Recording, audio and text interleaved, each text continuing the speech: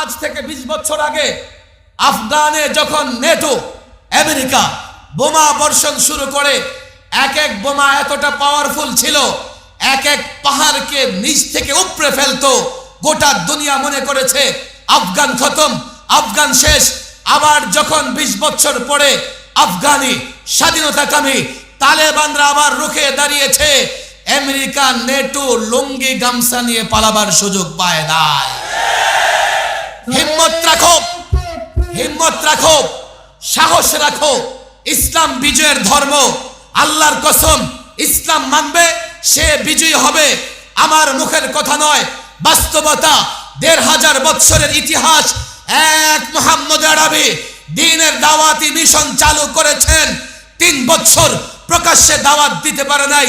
আল্লাহর কসম করে বলি, ইতিহাস জানো, ইতিহাস মানো, ইতিহাস শোনো। 3 বছর পরে যখনই প্রকাশ্যে দাওয়াতি কাজ শুরু করেছেন, আবু জেহেল, উতবা, শাইবা, আবু জেহেলের প্রেতাত্মারা এমন কোন নির্যাতন নাই রাসূল, সাহাবী, বেলাল হাবশী, সুমাইয়াদের উপরে করে নাই। আল্লাহর কসম করে বলি, শেষ পর্যন্ত মুহাম্মদ আরবি মক্কায় থাকতে পারে নাই, মদিনা চলে গেছেন, মদিনায় থাকতে দেবে না। গোটা আরবের কুরাইশ সহ একত্রিত হয়ে গজওয়ে আহজাব, গজওয়ে খন্দক মদিনাকে শেষ করে দেবে। আল্লাহর কসম, মদিনা শেষ হয় নাই। আজকে এক মুহাম্মদ আরবির মিশনের ফলাফল হচ্ছে 200 কোটি মুসলমান। বাংলাদেশ ইসলামের নামে স্বাধীন হয়েছে। এই যুবকরা জানে না, ইসলাম না হলে আমরা বাংলাদেশ পেতাম না। দেশ ইসলামের জন্য স্বাধীন হয়েছে, ইসলাম না থাকলে আমরা দেশকে রাখতে পারবো না।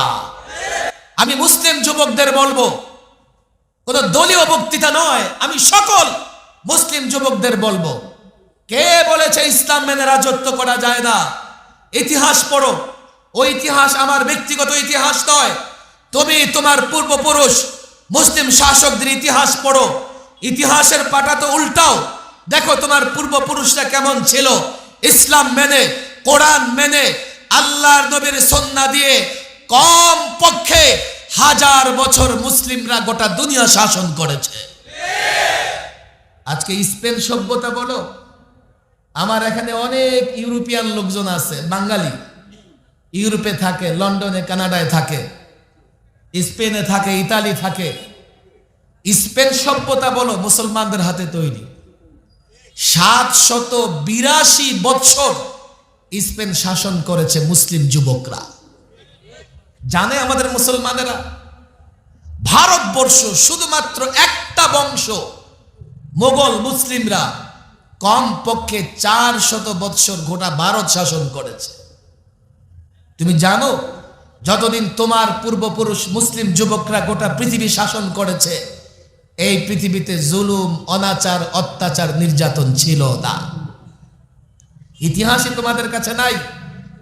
তোমরা অন্যের নীতিমালা, ফর্মুলা ধার করে রাষ্ট্র চালাবে, তো তাদের পদলেহন করা ছাড়া ক্ষমতায় থাকতে পারবে না। কে বলেছে এই বিষয়গুলো? আমি অবাক বিস্ময়ে আমি বলি, আমাদের ছাত্রদের ভেতরে, আমাদের ভিতরে ইসলামের অনেক ফরজ বিষয়ের তাকরার এবং মুযাকারা নেই। আমি বন্দি জীবনে 2টা বিষয় নিয়ে খুব চিন্তা করেছি। এক, ইসলাম বিজয়ের ধর্ম, অথচ গোটা পৃথিবীতে আজকে মুসলমান পরাজিত। ইসলাম উভয় জগতের কল্যাণের ধর্ম, দুনিয়ার কল্যাণ, আখিরাতের কল্যাণ, উভয়টাই ইসলামে আছে। কথা ঠিক না বেঠিক? আমার ব্যথার জায়গায় যুবকরা আমি এটা বুঝাইতে পারি নাই, ব্যবসায়ীকে বুঝাইতে পারি নাই, রাজনীতিককে বুঝাইতে পারি নাই। ফলে ইসলাম উভয় জগতের কল্যাণ হওয়া সত্ত্বেও তারা ইসলামের দিকে না এসে প্রচলিত তন্ত্র মন্ত্রের দিকে ফিরে যাচ্ছে। কথা ঠিক না বেঠিক? আমার ব্যর্থ, আলেম ওলামাদের ব্যর্থতার জায়গা এটা। এই যুবক ব্যবসা করতে চায়, করো, সমস্যা কি? ব্যবসা করো, সৎ পথে করলে নবীদের সঙ্গে হাসর নাসর হবে। কথা ঠিক না বেঠিক? দুনিয়াতে ব্যবসা করলে, ইসলাম মেনে করলে দুনিয়াতেও কল্যাণ, মরার পরেও মুক্তি পাওয়া যাবে। কথা ঠিক না বেঠিক? এই যুবক রাজনীতি করতে চায়, রাষ্ট্র চালাইতে চায়, সমস্যা নেই, চালাও, রাজনীতি করো, ইসলাম মেনে রাজনীতি করো, তো ইজ্জতের সঙ্গে রাজনীতি করতে পারবে। কে বলেছে? আমি তো এটা বুঝেই পাই না, কে বলেছে তুমি ইসলাম মানলে ব্যবসা করতে পারবে না? কে বলেছে তুমি ইসলাম মানলে গরিব হয়ে যাবে? অনেকের ধারণা হুজুর ইসলাম ইসলাম করলে নিজেকে একটু মৌলভী সাহেবের মতো দেখা গেলে তো গরিব হয়ে যাব। জাস্টিস তকি উসমানী সাহেব লিখেছেন, আরে কাপড় খুললেই ধনী হওয়া যায় না। তাহলে আফ্রিকান জঙ্গলে যারা থাকে ওরা সবচাইতে বড় ধনী হইতো। আফ্রিকান জঙ্গলে একদল থাকে, সামনে এক পাতা পিছনে এক পাতা, এতটুকু ড্রেস আছে না নাই? ওরা সবচাইতে ধনী না? জঙ্গল থেকে বের হইতে পারে না। কাপড় খুললেই ধনী হওয়া যায় না, ইসলাম মানলেই গরিব হয় না, বরং ইসলামের মাধ্যমে দুনিয়া আখিরাত উভয়টাই সমৃদ্ধ হয়। হযরত আবু হুরায়রা রাদিয়াল্লাহু তাআলা আনহু মসজিদে নববীর বারান্দায় পড়ে আছেন। সাহাবা একরাম মনে করেছেন মৃগী রোগ, না না না, পেটের ক্ষুধায় দাঁড়াতে পারে না। আর এই আবু হুরায়রা রাদিয়াল্লাহু তাআলা আনহু এক সময় রেশমি রুমাল দিয়ে নাক সাফ করতেছে। বলবে হুজুর যদি এমনই হয় তো শুধু ওয়াজ মাহফিলে কষ্টের কথা কেন বলেন, না খেয়ে থাকার কথা কেন বলেন? আরে কষ্টের কথা, না খেয়ে থাকার কথা এজন্য বলি, ইসলাম এত দামি জিনিস, না খেয়ে থাকলে কষ্টে পড়লেও ইসলাম ত্যাগ করা যাবে না।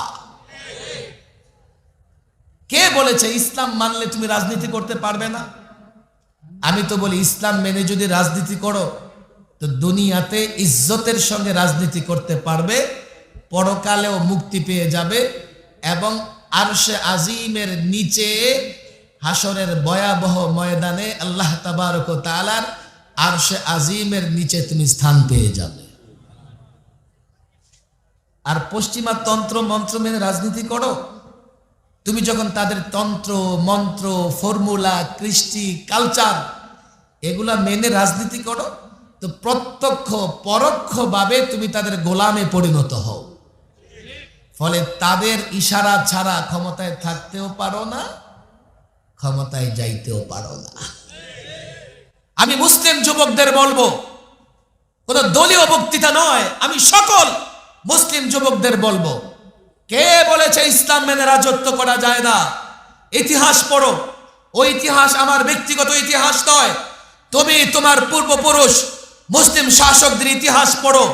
ইতিহাসের পাতা তো উল্টাও, দেখো তোমার পূর্বপুরুষরা কেমন ছিল। ইসলাম মেনে, কোরআন মেনে, আল্লাহর নবীর সুন্নাহ দিয়ে কম পক্ষে 1000 বছর মুসলিমরা গোটা দুনিয়া শাসন করেছে। আজকে স্পেন সভ্যতা বলো, আমার এখানে অনেক ইউরোপিয়ান লোকজন আছে, বাঙালি, ইউরোপে থাকে, লন্ডনে কানাডায় থাকে, স্পেনে থাকে, ইতালি থাকে। স্পেন সভ্যতা বলো মুসলমানদের হাতে তৈরি। 782 বছর স্পেন শাসন করেছে মুসলিম যুবকরা। জানে আমাদের মুসলমানেরা ভারতবর্ষ শুধুমাত্র একটা বংশ মোগল মুসলিমরা কম পক্ষে 400 বৎসর গোটা ভারত শাসন করেছে। তুমি জানো যতদিন তোমার পূর্বপুরুষ মুসলিম যুবকরা গোটা পৃথিবী শাসন করেছে, এই পৃথিবীতে জুলুম অনাচার অত্যাচার নির্যাতন ছিল না। ইতিহাসই তোমাদের কাছে নাই। তোমরা অন্যের নীতিমালা ফর্মুলা ধার করে রাষ্ট্র চালাবে তো তাদের পদলেহন করা ছাড়া ক্ষমতায় থাকতে পারবে না। কে বলেছে এই বিষয়গুলো? আমি অবাক বিস্ময়ে আমি বলি, আমাদের ছাত্রদের ভেতরে, আমাদের ভিতরে ইসলামের অনেক ফরজ বিষয়ের তাকরার এবং মুযাকারা নেই। আল্লাহ কে আসছে? বসেন বসেন, এদিকে হাঁটা চলা করলে তো মুশকিল। বসেন বসেন। আমার কি 1 ঘন্টা হয়ে গেছে? শেষ করে দেব? আমাদের যুবকরা ধৈর্য হারাইতেছে। আরে তোমরা তো মনে করো তোমরা শিয়ালের জাতি, তোমাদের 2 ঘন্টা চাইলেও করতে পারবে তো? তোমরা মনে করো জার্সিতে টাইগারের ছবি লাগাই দিলে টাইগার হয়ে যায়। আরে তোমরা প্রকৃতপক্ষে সিংহের জাতি, তোমরা কোনোদিন পরাজয় বরণ করতে পারো না। আল্লাহ, এমন হইলে খট খট খট খট আমার মনোযোগ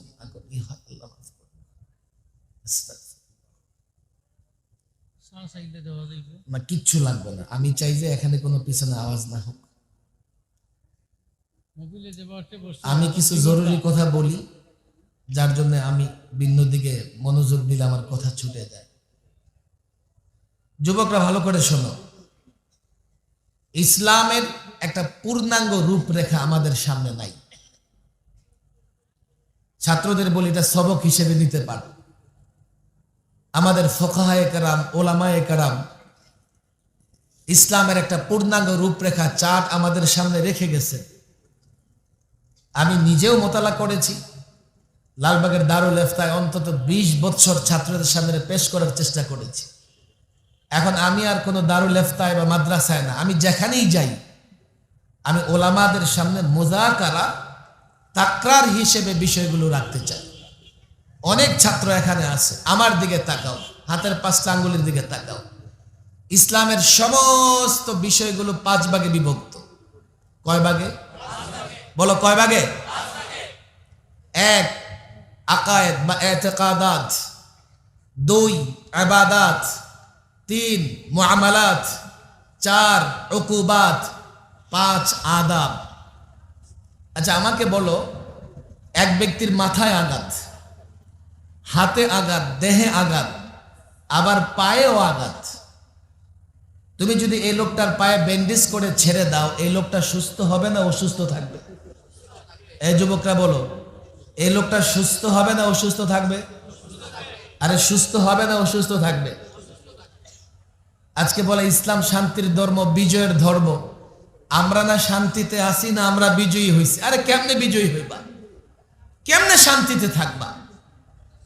ইসলাম তোমাকে কমপ্লিট কোড অফ লাইফ হিসেবে তোমার জীবনের প্রত্যেকটা সমস্যার সমাধান দিয়েছে কে? তুমি তো পায়ে ব্যান্ডেজ করে বসে আছো, মাথায় ব্যথা, হাতে ব্যথা, দেহে ব্যথা, সুস্থ তো হবাই না, উল্টো যে কোনো সময় তোমার বড় ধরনের আহত নিহত হওয়ার আশঙ্কা আছে। আমার ব্যর্থতার জায়গায় আমি মনে করি এই জাতির এই যুবকদের সামনে আমি ইসলামকে পেশ করতে পারি নাই। নামাজ অত্যন্ত গুরুত্বপূর্ণ ইবাদত, রোজা অত্যন্ত গুরুত্বপূর্ণ ইবাদত, কিন্তু একমাত্র ফরজ বিধান নয়। আমি জাতিকে শুধু রোজা এবং নামাজের ট্রিটমেন্ট দিয়েছি, শিক্ষা দিয়েছি, ফলে জাতি আমার পেছনে যখন ইক্তেদা করে, আমি সেজদা 3টা করলে করে, লম্বা সেজদা করলেও করে, যতক্ষণ দাঁড়ায় থাকি সে দাঁড়ায় থাকে। কেন? জাতি জানে যদি ইমামের আনুগত্য না করি আমার নামাজ হবে না। কথা ঠিক না বেঠিক? কিন্তু এই জাতি 24 ঘন্টায় নামাজ পড়ে 1.5 ঘন্টা, তাও বালেগ হওয়ার পরে। আবার যদি পাগল হয় তার নামাজ লাগে না। ইসলামের নামাজ রোজা ছাড়াও আর অনেক ফরজ বিধান আছে, আছে না নাই? ইসলামের একটা সুন্দর অর্থ ব্যবস্থা আছে। পাগলের জন্য অর্থের দরকার, মায়ের গর্ভে যে থাকে তার জন্য অর্থের দরকার। তুমি যদি জাতিকে একটা সুষম অর্থ ব্যবস্থা না দিতে পারো, জাতি তার অর্থের প্রয়োজনে তাগুতের পিছে দৌড়াবে, তোমার নেতৃত্ব মানবে না। ইসলামের একটা সুন্দর বিচার ব্যবস্থা আছে, আছে না নাই? প্রচলিত তামাশার বিচার ব্যবস্থার আমি কথা বলতেছি না। আল্লামা মুফতি আমিন রাহিমাহুল্লাহ প্রায় বলতেন, তো প্রচলিত আদালত থেকে কেউ যদি বিচার চায় তার 3টা জিনিস লাগবে। কি কি? 1, ভালো করে বুঝো, কারুনের মতো সম্পদ লাগবে। আদালতের দেয়াল তোমার জামা টেনে ধরবে, এই বেটা টাকা দে, তাহলে ছাড়ুন না, খরচ করতে করতে ফকির হয়ে যাবা। 2, শুধু সম্পদ হলে চলবে না, হযরতে নূহ আলাইহিস সালামের মতো হায়াত লাগবে। বাবার আমলে মামলা হয়, নাতির আমলেও মীমাংসা হয় না। কবে মামলা হয়েছে? আজ থেকে 12-14 বছর আগে। এখন ওগুলোর হাজিরা দেওয়া লাগে, অথচ মিথ্যা মামলা। 3, শুধু হায়াত হলে চলবে না, ধৈর্য লাগবে হযরত আইয়ুব আলাইহিস সালামের মতো। এতবার কোর্টে দৌড়াইতে হবে, স্যান্ডেল ছিঁড়বে, মাথার চুল পড়ে যাবে, মামলা শেষ হবে না। এলো ব্রিটিশ লয়ের বিচার ব্যবস্থা। আর যদি কোনোভাবে বাংলাদেশের এক সাবেক বিচারপতির বক্তব্য, সে বলে প্রচলিত আইনের অবস্থাটা কি জানো? কয় কেমন? কয় দুজন বাদী বিবাদী, দুজন যদি গরিব হয় তো দুজন শেষ। আইনের চিপায় পড়ে বাদী বিবাদী মোকদ্দমা যে দায়ের করে, যার বিরুদ্ধে দায়ের করা হয়, এই দুজন যদি গরিব হয় দুজন শেষ। একজন গরিব, একজন যদি ধনী হয়, তো যে গরিব তার জীবন শেষ, ধনীর কিছুই হবে না। 3, উভয়ে যদি ধনী হয় তো উভয়ের চিপায় আইন শেষ, তাদের কারো কিছুই হবে না। ইসলামের একটা ন্যায় সম্মত বিচার ব্যবস্থা আছে না নাই? এটা কি খেলা তামাশা না আসলে আছে? وَمَنْ لَمْ يَحْكُمْ بِمَا أَنزَلَ اللَّهُ فَأُولَئِكَ هُمُ الْكَافِرُونَ। আলেমরা বলো কোরআনের আয়াত, হাফেজরা বলো কোরআনে কারীমের আয়াত। আল্লাহর বিচার, আল্লাহর বিধান দিয়ে বিচার করবে না। আমাকে মাফ করবেন উলামায়ে কেরাম, একটু ফিকির করবেন। আল্লাহর বিধান অনুযায়ী বিচার করবে না, ফাউলাইকা হুমুল কাফিরুন, সে মুমিনের ঘরে থাকবে না। 2 রাকাত তাহাজ্জুদ পড়ে মান্না সালোয়ার আশা করি, অথচ আমাদের ইমানের অবস্থা কি? বলবো হুজুর আমরা তো বিচারক না, আমরা কেমনে ফয়সালা করব? বিধায় আমাদের ইমান নিরাপদ। ফালা ওয়া রাব্বিক লা ইউমিনুনা হাত্তা ইউহাক্কিমুকা ফীমা শাজারা বাইনাহুম। ও তালিবুল ইলম, ও মুসলমান, মুমিন হতে পারবে না রাসূলুল্লাহকে বিচারক না মানলে। হযরত ওমর মুনাফিকের গর্দান উড়িয়ে দিয়েছেন, ওয়াজ করি, জাতিকে শোনাই, কিন্তু কার বিধান না মানার কারণে উড়িয়ে দিয়েছেন, ওই বিধান আমার মানতে হবে কিনা এই ধরনের কোনো অনুভূতি নাই। অর্থ ব্যবস্থার কথা বলেছি, 2 রাকাত তাহাজ্জুদ পড়ে নিজেকে বুজুর্গ মনে করি, মান্না সালোয়ার আশা করি, অদারু মা বাকিয়া মিনার রিবা, সুদ ছাড়ো। ফাইন লাম তাফআলু, যদি না ছাড়ো, ফাআযানু বিহারবিন মিনাল্লাহি ওয়া রাসূলিহি, সুদ ব্যবস্থার বিরুদ্ধে আল্লাহ আল্লাহর রাসূলের পক্ষ থেকে যুদ্ধের ঘোষণা আছে। অথচ তাকায় দেখো তোমার টুপির মধ্যে সুদের দুর্গন্ধ আছে। আজকে ইউরোপিয়ান শিল্প বিপ্লবের পরে গোটা দুনিয়ার অর্থ ব্যবস্থা নিয়ন্ত্রণ করতেছে কোম্পানি, লিমিটেড কোম্পানি। আমি এটা এখানে বুঝাতে পারবো না। আলেমদের বলি দায়িত্ব আপনাদের ছাত্রদের বুঝিয়ে দেবেন। কোম্পানি সিস্টেমে সমস্ত অর্থ ব্যবস্থা নিয়ন্ত্রিত হয়, আর এই কোম্পানিগুলো নানাভাবে সুদী লেনদেনের সঙ্গে জড়িত, কিছুটা বাধ্য হয়ে, আবার কিছুটা নিজেদের পুঁজি সমৃদ্ধ করবার জন্য। আমার জায়নামাজ, আমার তসবি, আমার স্যান্ডেলে সুদের বাতাস আছে, একটু খেয়াল করলে বোঝা যাবে। টুপি যে কোম্পানি তৈরি করে, বিশাল কোম্পানি খুলেছে না, টুপি হুজুর আমিই তৈরি করেছি।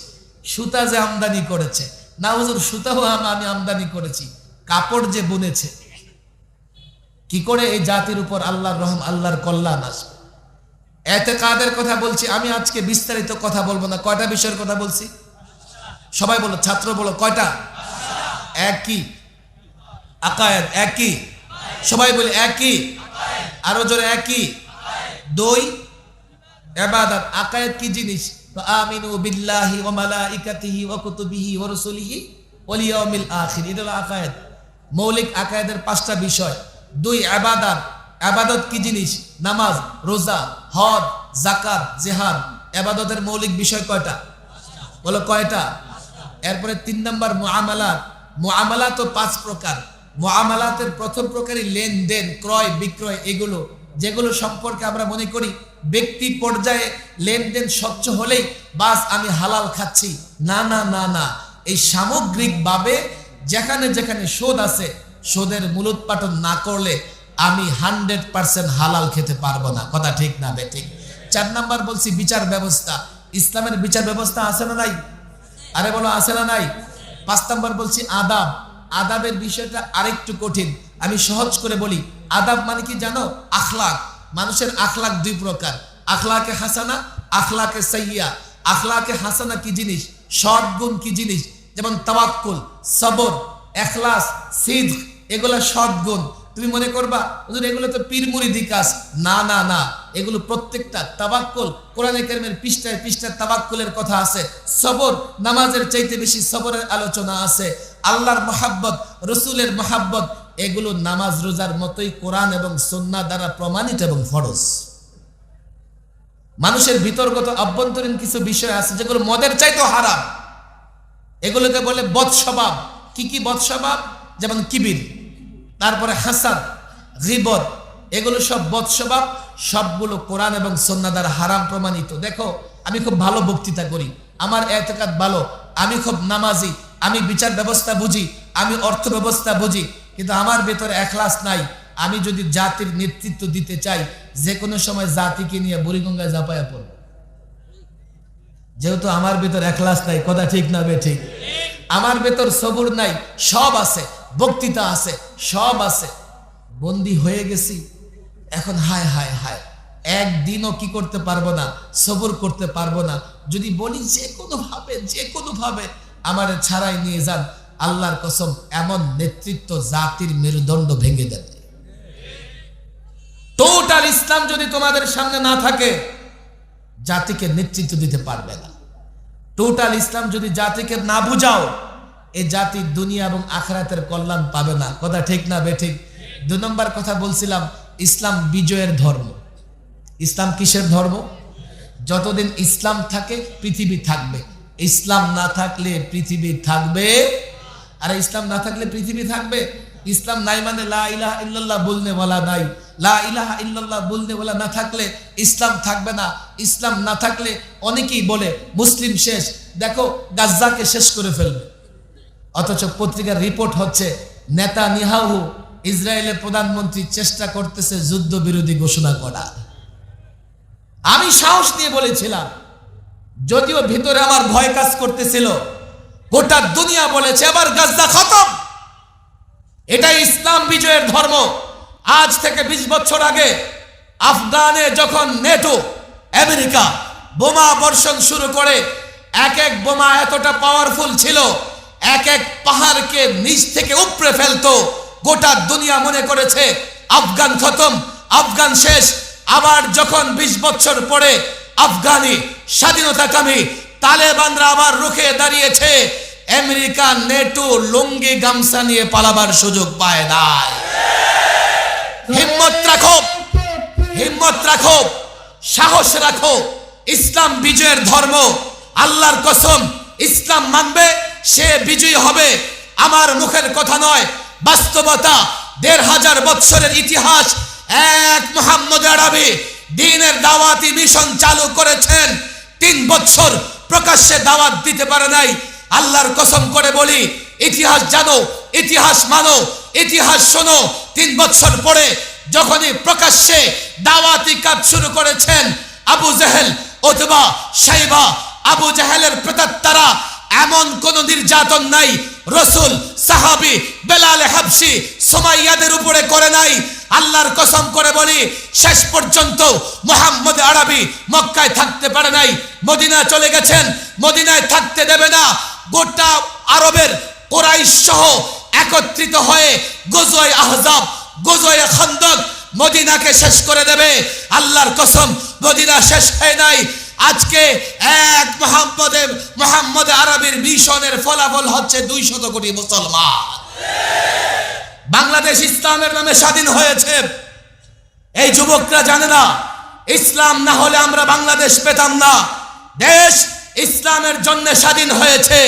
ইসলাম না থাকলে আমরা দেশকে রাখতে পারবো না। স্কুল কলেজ ইউনিভার্সিটির ছাত্র তোমাদেরকে বলি, বিপদ সংকেত দেখো। তিন দিকে পত্তলিক, আরেক দিকে মায়ানমারের জান্তা সন্ত্রাসী, রোহিঙ্গারা পালিয়ে বাংলাদেশে এসেছে, তুমি কোথায় যাবে? আরেক দিকে সমুদ্র ঝাঁপিয়ে পড়বে তো তোমার সলিল সমাধি হয়ে যাবে।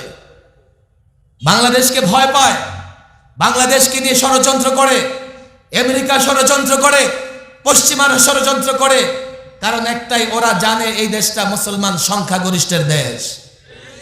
আর এক একটা মুসলমান সন্তান অ্যাটম বোমার চাইতেও পাওয়ারফুল। তোমার শক্তির উৎস ইসলাম এবং ঈমান।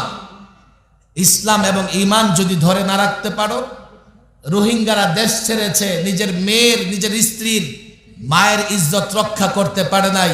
আমাকে দুশ্মন মনে করো, আমাকে গালি দাও, একবার চিন্তা করে দেখো, কাল তুমি মুসলিম যদি হও, চেহারায় মুসলিম হও আর নামে মুসলিম হও, কাফেররা সেটা বিবেচনা করবে না। মুসলিম পরিচয় দিলে তুমিও কাফেরদের আক্রমণ থেকে বাঁচতে পারবে না। শক্তি একটাই, ইসলাম বুঝো, ইসলাম ধরো। আর আলেম ওলামাদের বলবো, ইসলাম আংশিক বুঝালে দেশের মানুষের কল্যাণ হবে না। এই জাতির কাছে পূর্ণাঙ্গ ইসলাম রাখতে হবে, জাতিকে পূর্ণাঙ্গ ইসলাম বুঝাতে হবে। আর এই পূর্ণাঙ্গ ইসলামের দাওয়াত এত সহজেই দেওয়া যাবে না। এটা এখন একটা বিজ্ঞানের যুগ, অনেক চ্যালেঞ্জ আসবে। যোগ চ্যালেঞ্জ মোকাবেলা করে ইসলামের এক একটা বিষয়কে প্রতিষ্ঠা করতে হলে যোগ্যতা দরকার আছে না নাই? যোগ্যতা দরকার আছে না নাই? তোমরা এখন নিজে বসে বসে চিন্তা করো, এই যোগ চ্যালেঞ্জ মোকাবেলা করার যোগ্যতা তোমার কতটুকু আছে? যোগের প্রত্যেকটা ফিতনা মোকাবেলা করার যোগ্যতা তোমার কতটা আছে? আমি বলি না রাস্তায় ঝাঁপায়া পড়ো, আমি বলি অন্তত তালিমান ইসলামকে প্রতিষ্ঠা করার চেষ্টা করো। দাওয়াতের মাধ্যমে ঘরে ঘরে ইসলাম পৌঁছায়া দাও, সেখান থেকে পথ উন্মুক্ত হবে, তুমি খেলাফত ব্যবস্থা কায়েম করতে পারবে। তালিম দাওয়াতের ভিত্তি ছাড়া যতই লাফালাফি করো, পায়ের নিচে মাটি থাকবে না, নিজেদের বাঁচাতে পারবে না। এখনো সময় আছে, আমরা জাতির সামনে ইসলামের তালিম পেশ করি। এখনো সময় আছে, আমরা জাতিকে ইসলাম বুঝাই। জাতি যখন ইসলাম বুঝবে, অবশ্যই আমাদের সঙ্গ দিবে। যদি ইসলাম না বুঝে, আমাদের সঙ্গ দিবে না। একটা ঘটনা প্রায় বলি, বক্তৃতা লম্বা হয়ে যাচ্ছে। এক শিষ্য গেছে গুরুর কাছে দুধ হাদিয়া নিয়ে, হুজুর আপনার জন্য দুধ হাদিয়া নিয়ে আসছে। তো তিনি ছিলেন অন্ধ, গুরু অন্ধ, কোনদিন দুধ দেখে না। দুধ কেমন? দুধ চিনেন না? দুধ সাদা সাদা। অন্ধ মানুষ, তার কাছে দুনিয়াটাই কালা। সাদা কেমন? সাদা চিনেন না? অনেক চিন্তা ভাবনা করে, হ্যাঁ বকের মতো সাদা। এই বেচারা সবকিছু কাউয়া দেখে, সাদা বক দেখবে কোত্থেকে? এখন বেচারা শিষ্য হাতটাকে বাঁকা করে, এই যে বক এমন, হাত দিয়া বলতেছে, এই দুধ আমার গলা দিয়ে যাবে না। যুবকরা, আমি যখন ইসলামের কথা বলি, যুবক মতো করে, হুজুর কি করবেন? আমার টেলিভিশনে জিজ্ঞেস করতেছে, হুজুর আপনি যেমন ইসলামের কথা বলেন, ভয় হয়। হ্যাঁ, ভয়ের কি আছে? হুজুর আমার নাটক সিনেমা দেখি, নায়িকাদের ড্যান্স ফ্যান্স দেখি, ইসলাম আসলে তো নারীরা বোরকা পরবে, তো তখন কি আপনারা নায়িকাদেরকে বোরকা পরাই দিবেন? আমরা নায়িকাদেরকে বোরকা পরাই দিব কিনা? আমি বলি না, নায়িকাদের বোরকা পরাবো না, সিনেমা হলো ভাঙতে যাব না। তবে তুমি যুবকরে ইসলাম বুঝাইয়া দেব। ইসলাম বুঝলে তুমি সিনেমা হল ছাড়বে, নাটক ছাড়বে। ওই নায়িকারা যখন দেখবে এখন আর সিনেমা নাটক করে পেট চলে না, তো শুটিং ছেড়ে গার্মেন্টসে চাকরি নিয়ে নেবে। ইসলাম জবরদস্তি করে প্রতিষ্ঠা করা লাগে না, বুঝাইয়া দেয় ওই যুবকদেরকে ইসলাম। তার ব্যক্তি জীবন, তার পারিবারিক জীবন, তার সামাজিক জীবন, তার রাজনীতি, তার অর্থনীতি, তার বিচার ব্যবস্থা, তার আখলাক, এক একটা করে তাকে বুঝিয়ে দাও। আমি তো বলি, প্রচলিত তন্ত্র মন্ত্র একদিকে রাখো, ইসলামকে একদিকে রাখো। তারা যদি প্রচলিত তন্ত্রে মন্ত্রের পক্ষে একটা যুক্তি দিতে পারে, আমি ইসলামের পক্ষে 1000টা যুক্তি দিয়ে দেব। ইসলাম যুক্তির ধর্ম নয়, তবে ইসলাম ছাড়া অন্য কোনো ধর্মে যুক্তি নাই। লাস্ট কথা, ইসলামের দাওয়াতি কাজ করবেন, বাধা আসবে না আসবে না? লাল গালিচা বিছাই দিবে যে আসেন হুজুর আপনি ইসলাম প্রতিষ্ঠা করেন, ফুলেল শুভেচ্ছা দিবেন না। কোন যুগে নবী রাসূলরাও ছাড় পায় নাই। ও আলেম ছাত্র জনতা, এতটা বোকা হয়েও না যে সময়ের তাগুত তোমাকে ছেড়ে দেবে। এতটা বোকা হয়েও না সময়ের তাগুত তোমাকে ফুলেল শুভেচ্ছা দেবে। বিপদ আসবে, নবীদের উপর এসছে, যদি ধৈর্য ধারণ করো আল্লাহ তাবারক ওয়া তাআলা দুনিয়া এবং আখিরাতে সফলতা দান করবে। আর যদি 10 টাকার ডর্জন বিক্রি হওয়ার জন্য নিজের কুরবানির পশুর মতো হালকা ডেকোরেটেড করে নির্বাচনের হাতে উঠাও, তো এই জাতির আস্থা বিশ্বাস তোমাদের উপর থাকবে না। বোঝার চেষ্টা করো, যদি ডিম বিরিয়ানি খেয়ে ঈমান বিক্রি করে দাও, এই জাতি তোমাদের পেছনে নামাজ পড়লেও তোমাদের পেছনে পিছনে যার ডিম বিরিয়ানি খেয়ে ঈমান বিক্রি করেছো সেও তোমাকে গালি দেবে। ইমতিহান এসছে, ইমতিহান আসবে, জীবনের বাকে বাকে যত ইমতিহান আসবে প্রতিজ্ঞা করতে হবে। আল্লাহর কাছে দোয়াও করতে হবে, আল্লাহ ইমতিহান দিতে চাই না, আমরা দুর্বল, কিন্তু ইমতিহান যদি চলে আসে সবর করতে হবে, কাজ চালিয়ে যেতে হবে, হয়তো ব্যাপকভাবে না হলে ক্ষুদ্রভাবে। ইসলামের কোনো কাজ ছাড়া যাবে না, কথা ঠিক না বেঠিক? আমি ছাত্রদের কাছে ওয়াদা নিতে চাই, লম্বা করে ওয়াদা করো, ওয়াদা করো ছাত্র যুবকদের ওয়াদা একটু পড়ে। আমরা পূর্ণাঙ্গ ইসলামের তালিম নিব তো ইনশাআল্লাহ? আমরা দিনের পূর্ণাঙ্গ দিনের দাওয়াত দিব তো ইনশাআল্লাহ? যুবকরা হাত উঠাবে। আলেম ওলামারা যদি ইসলামের পক্ষে কথা বলে সঙ্গে থাকবো তো ইনশাআল্লাহ? লম্বা করে আলেম ওলামাদের সঙ্গে থাকবো তো ইনশাআল্লাহ? ঈমান ইসলামের প্রশ্নে আলেম ওলামাদের সঙ্গে থাকবো তো ইনশাআল্লাহ? আল্লাহ তাবারক ওয়া তাআলা তৌফিক দান করুন, এই জামিয়াকে কবুল আর মঞ্জুর করে নিন। ওমা তৌফিকি ইল্লা বিল্লাহ ওমা আলাইনা ইল্লাল বালাগ।